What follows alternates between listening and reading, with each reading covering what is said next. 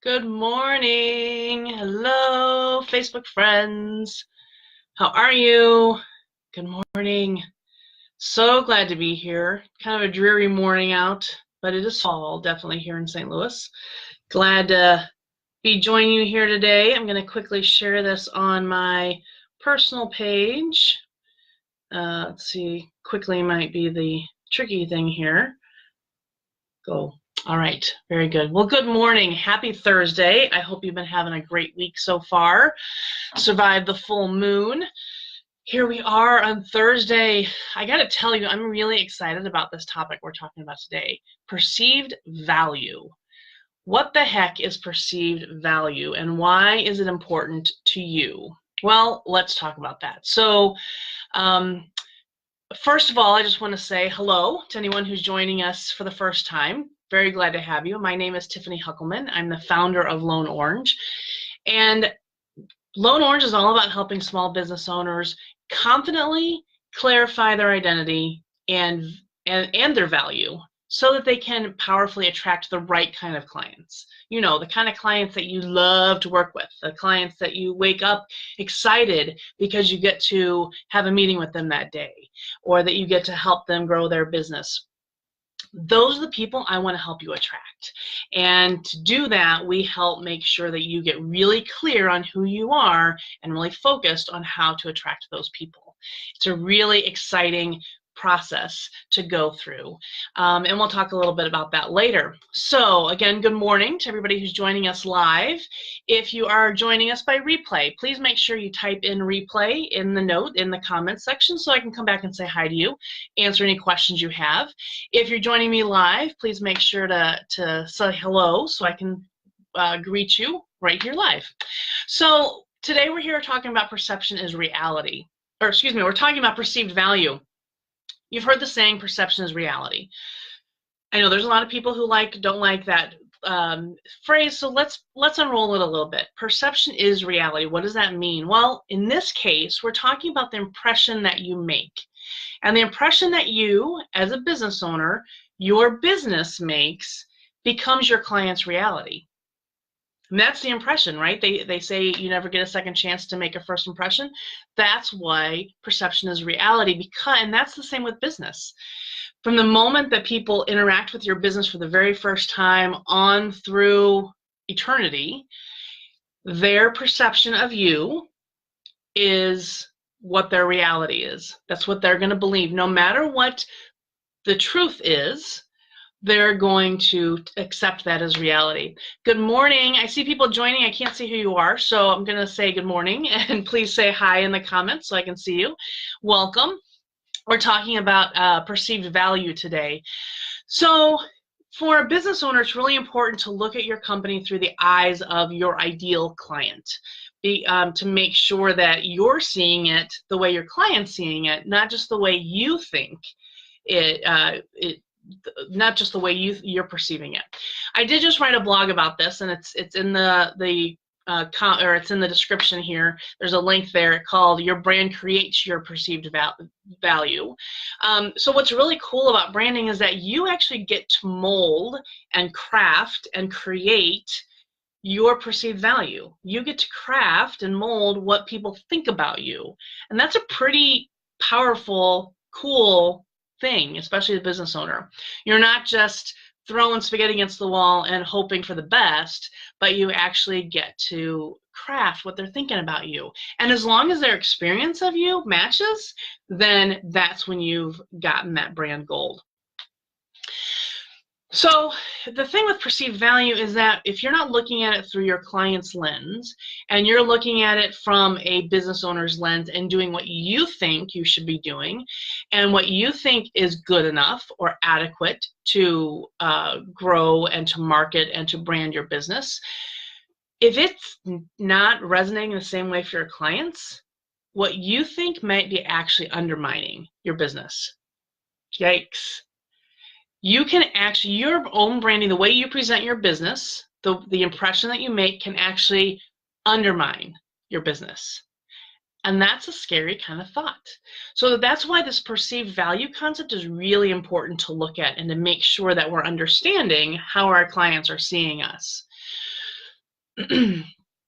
Branding is all about communication, right? Communication, communication, communication. Our brand is our identity, and it's about how we're communicating that out. So if you're confused, if you're not sure exactly who you are or the value that you bring or who you serve or the transformation that you offer, if you're confused, if you're unclear on that, if your identity is kind of boring, if it's kind of patchworked, kind of just cobbled together based on what you had at the moment, if it's poor quality, all of those things communicate something about your business. The question is, what's it communicating, and is it communicating what you want it to communicate? If it is that confused, unclear, boring, cobbled together message, then I'm going to say no, it's not communicating what you want it to communicate. It's not communicating how awesome your business is. It's not communicating the value that you bring. And when it's not communicating that, people can't receive that, so they're not going to hire you. And that's why I say that it's undermining your business. So really, in this world of business, we want to instill trust, we want to instill confidence, and we want to be consistent in that message. We want people to know that by working with us, they can trust us, that they can confidently pay us to do what we say we're going to do. So it's really worth looking at your perceived value. So to do that, a couple of things. Let's look first at your communication points. How are you communicating? First, it's your verbal voice. So we have we have a verbal voice. It sounds kind of contradictory, but our visuals communicate a lot. And so what's that verbal voice? What's the style? What's the imagery? What's the colors? What's the font choice? What's the functionality of your website? All of those things are your visual voice. So that's one communication point. The second is your verbal voice. So what's the language you're using? What's the lexicon? What's the jargon that you're using? Jargon can be good, can be bad. If it's too jargony and your clients don't necessarily know those words or understand it, then that can actually turn them off. But are you using language that they understand? Are you using language that your clients, that your ideal clients are using, so that they hear you talk in their language, so that they hear you speaking directly to them? That's when it gets super powerful. Hello, everybody joining online or joining us live today. Thanks for joining us. Make sure you say hi in the comments. I'd love to hear from you and say hi. So, so understanding the value of those two voices is going to be super important, because it's going to lead your ideal client to know what to expect.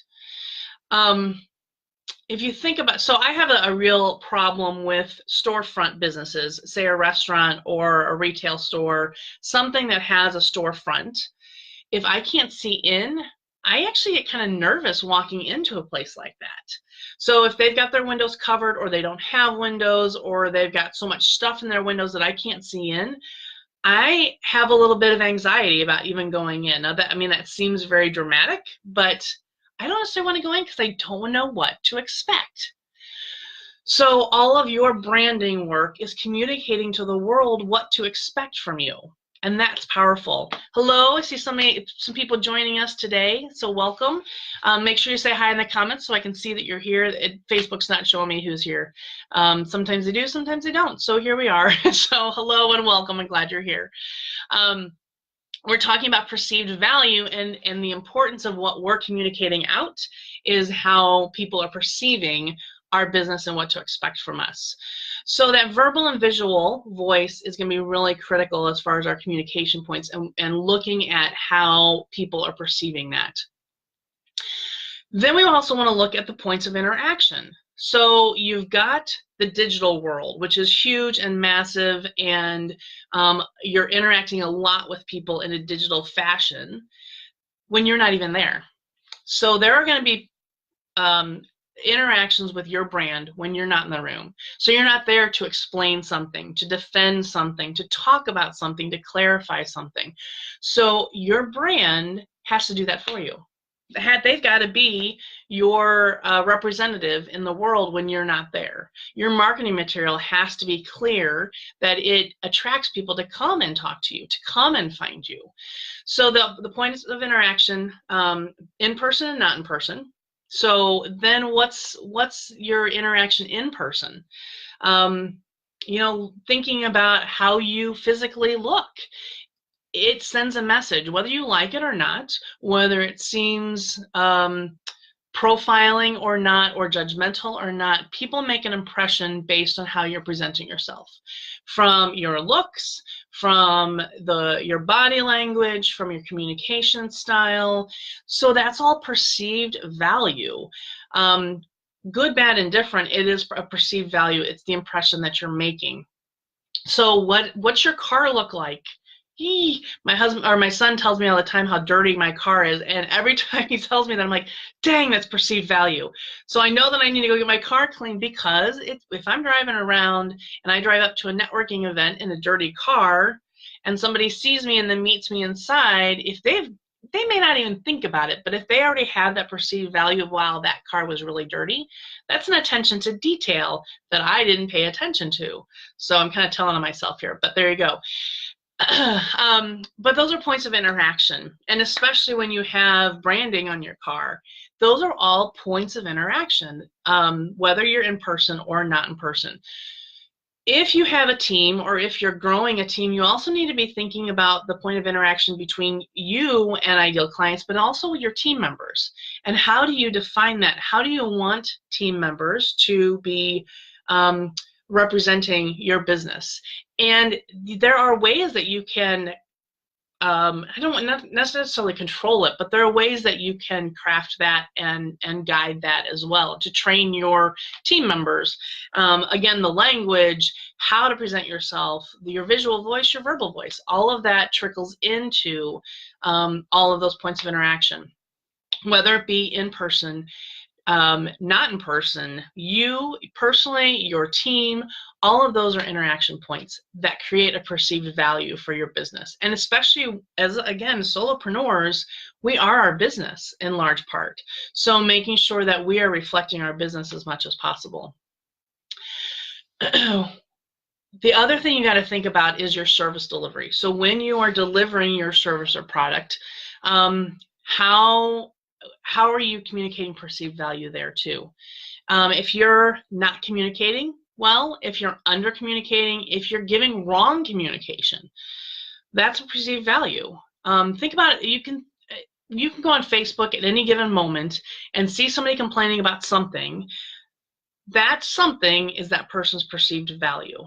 No matter what the truth is, that something was a perceived value. I just saw something happened yesterday in our community, and things were being handled one way, and I've seen a lot of people complaining about how it was handled because their personal interaction wasn't positive.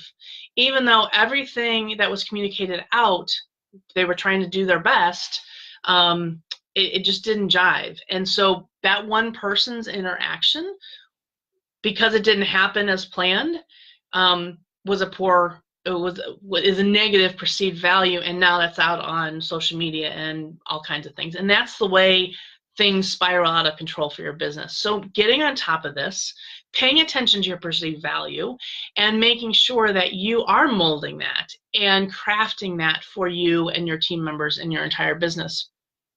Of course, looking at your customer service, how are you treating your customers?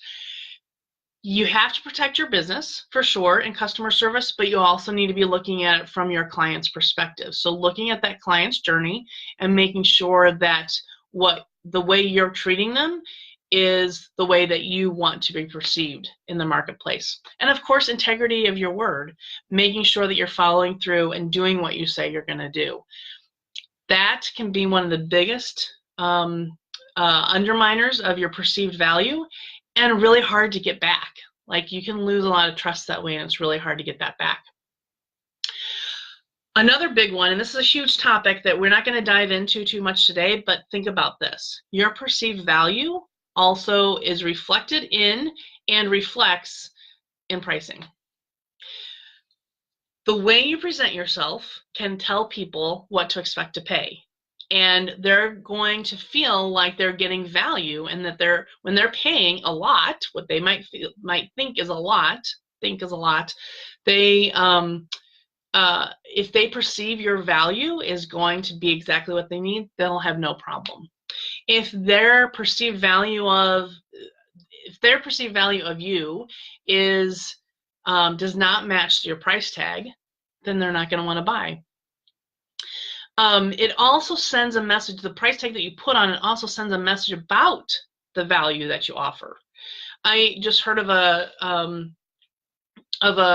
business owner not too long ago who was selling a class, great class, fantastic class, for a couple $100s, and she had put that out there, put the class out there with that price tag, done all the marketing, done all the bits that they tell you to do, and it didn't go as well as she had hoped.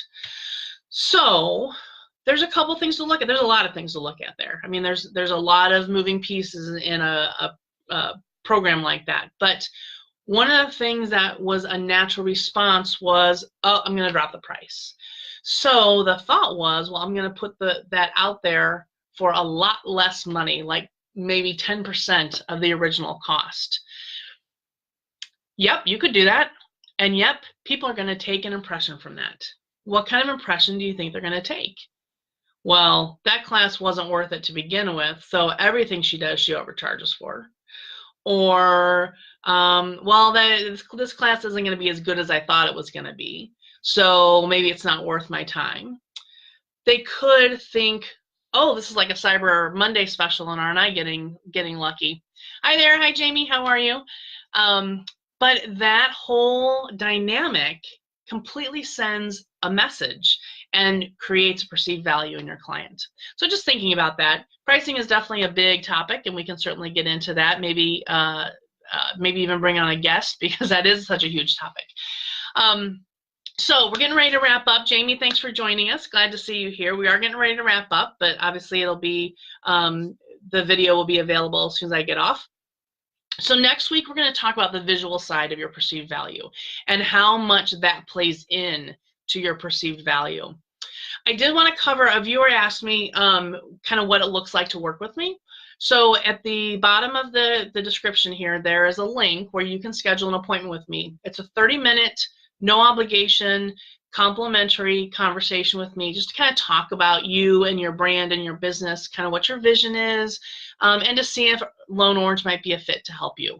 Certainly if we are, then I'd love to help you, and if not, then we'll talk about that too and figure out what the next best steps might be.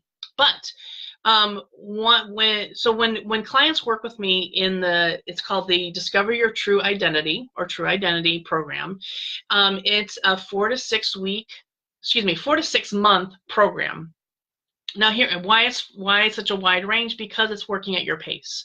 So we're going to look at all the components of branding, and we're not going to do a cursory quick glance at them. We are going to dig in deep.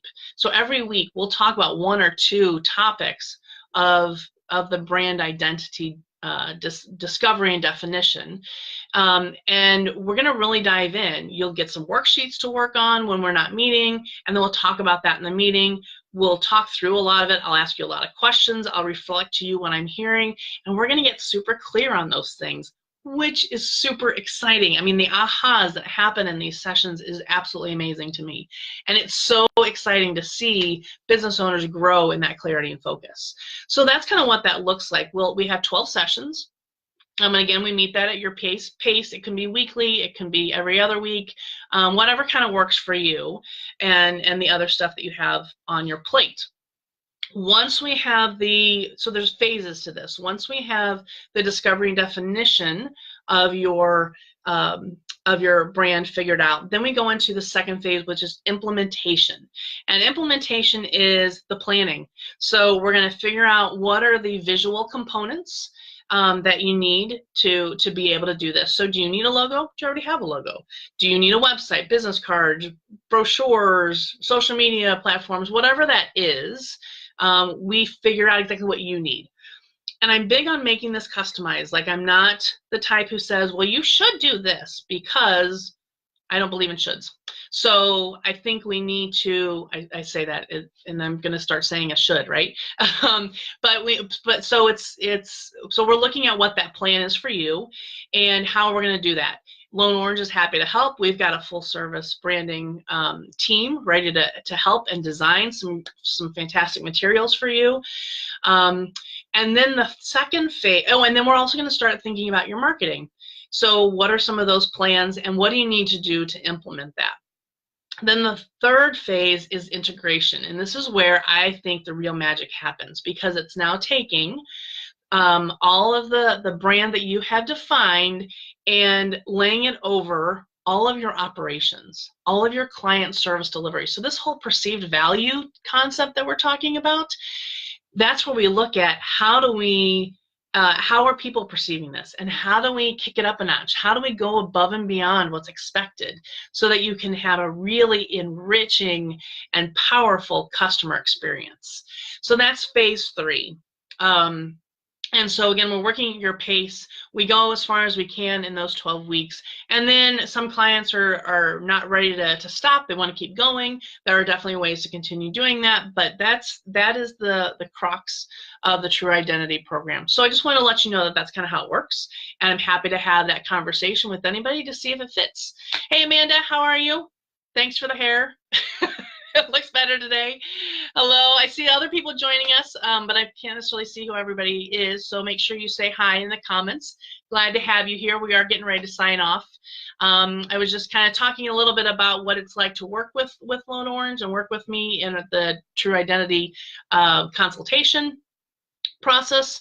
Next week, we're going to talk about the visual side of perceived value, and as a graphic designer, of course, that's pretty exciting to me, but it's also so overlooked. So that's why I want to make sure we spend a whole Facebook Live on it. In the meantime, make sure you check out the blog. Your brand creates your perceived value. Set up an appointment with me if you like. There's plenty of times available on there. Ask any questions here in the comments or on the Facebook page, and I'm happy to answer those. Until next week, hello. Hey, Amanda. Thanks. Thank you so much. Good to see you. So until next week, we have a great week, and we'll talk. And I guess have a happy Halloween. And we'll talk to you November 1st. Thanks so much. Have a great day. Bye.